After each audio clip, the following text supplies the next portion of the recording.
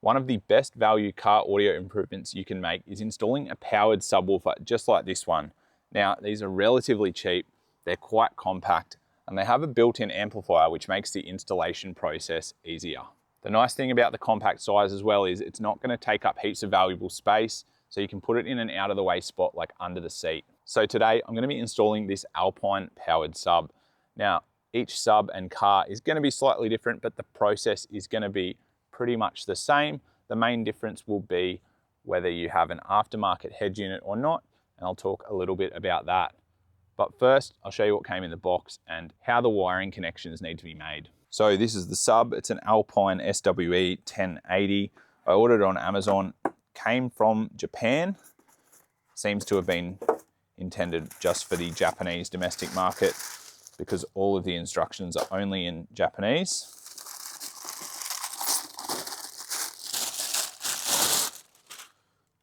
It's got the sub itself, which is really heavy and like an aluminium casing. It feels really good quality. And then we got a bunch of cables as well and the remote for it. So on the end of the sub, you've got an input for the remote that came with the sub. There's 2-channel RCA inputs, which you'll be using if you have an aftermarket head unit. And that's what I'll be doing. I've separately purchased some RCA cables to connect there because it didn't come with those. And then over here, we've got the harness input for the power supply and speakers. As far as connections go, the remote clips into that one. The first part of the harness clips into here. The harness has got this black cable on it, which is labeled with ground. It's got a connector there. You could run that all the way to the battery negative, but normally you would just bolt that down somewhere on the vehicle chassis so it has a good connection. The harness also has this yellow cable, which is labeled battery, and it came with this yellow extension cable. That gets connected in there, and then this gets run through to the positive terminal on the battery, and you can see it's got a fuse there as well.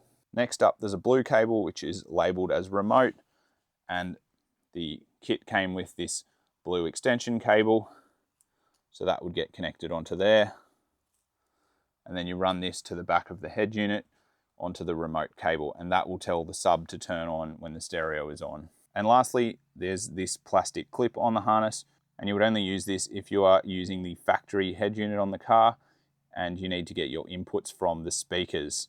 So the kit came with this matching cable which clips in here, and to get an input for the amp in the sub, you take a feed from the speakers in the car, typically the rear. So you would connect to the right rear positive, right rear negative, and the rear left positive, rear left negative. A quick Google search will find you a wiring harness for your car with the correct cable colors for the speakers.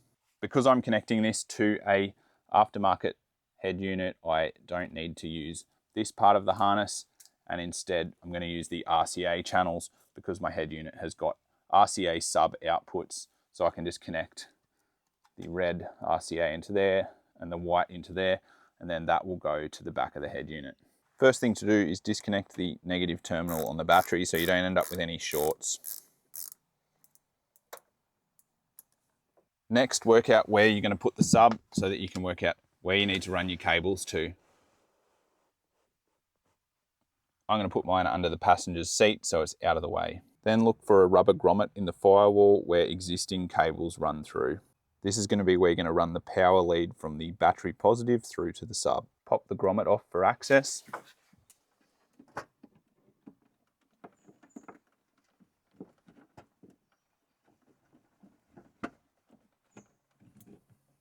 Poke a hole in that rubber grommet, and then feed that power cable through the grommet and through the firewall. Now under the dash, I should be able to find that cable.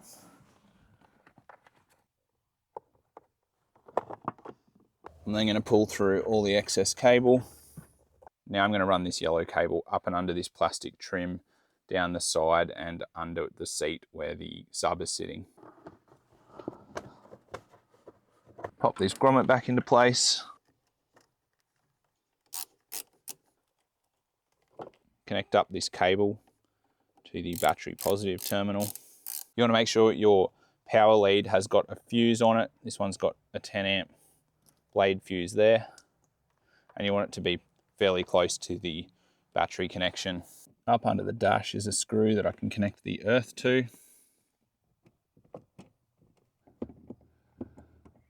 Now there was a bolt back here, but I didn't want to touch the bolts that were holding the seats in place. I now need to remove the head unit to get access to the RCA sub outputs and the remote connection. This is going to be different in every car, but in this car, I've got to start off by taking out the cup holder.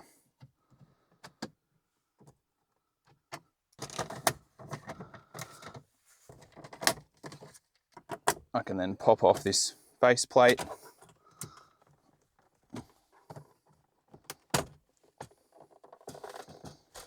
And then undo the screws that hold the head unit in place.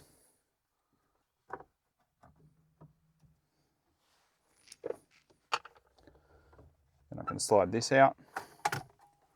So the back of the head unit has got a sub port labeled there as the single black RCA, but I've also got the rear and front speaker RCAs. So I believe I could use that single black RCA because it did come with a splitter cable in the box, but I'm just going to connect into those rear red and white RCAs for the rear speakers. And then according to the manual for my head unit, the remote cable is the blue with white stripe, which is this one, which is currently going to the power antenna booster. So I just need to tap into that. Cut the end off that I don't need. Strip that back. Cut that. Strip these. Bit of 4mm heat shrink over that. Twist these together.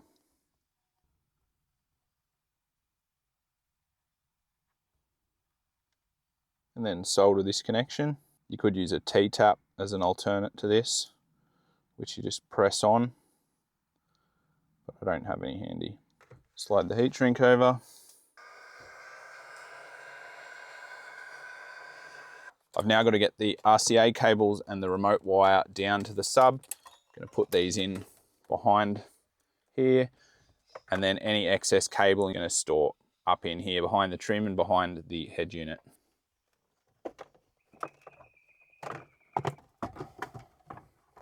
Now put the head unit back in.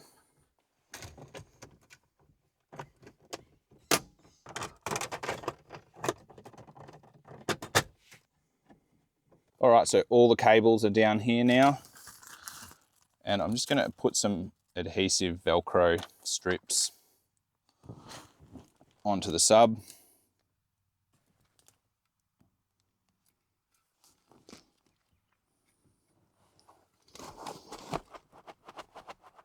So that's gonna stay there nicely. There is also a ridge in my floor line, so it can't slide forward if you go on the brakes. It can't fit through into the front footwell. I can now plug in this main harness, connect the remote wire to the harness, connect the battery connection to the harness, connect in the two RCAs, and connect in the remote. And then that's all the wiring done. I do have this remote which has a bit of an extension cable, so I could run that somewhere else like the glove box, but I think I'm just going to set it up to a level I'm happy with, and then I probably won't touch it, so I'll just leave this under here. There's a gain control here. There's a low pass filter here between 50 Hertz and 100 Hertz, and then a phase, normal or reverse. So I think for these, just have a play with what sounds good for you and have a play with the settings in the stereo as well. But I think it's time to put the negative terminal back on the battery and test it out. All right, well, the sub is connected and working. I've had a little play with the settings on the remote and in the head unit, and I'm gonna do a little test. Hopefully it works on the camera.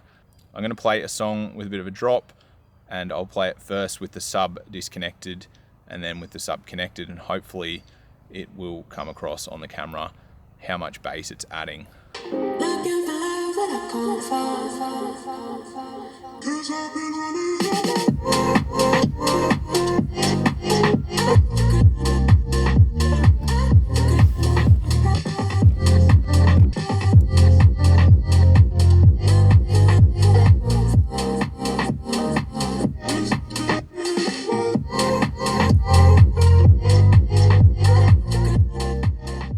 sub's not going to shake your boot or rattle your number plate, but it does add a good level of bass to the sound system in the car. The gain is quite good as well, so you can adjust it, and there's a lot of range there where you can adjust it, so you can find a spot that works for you. In saying that, being under the passenger seat might be a bit of an ass rattler. It does thump along quite a lot.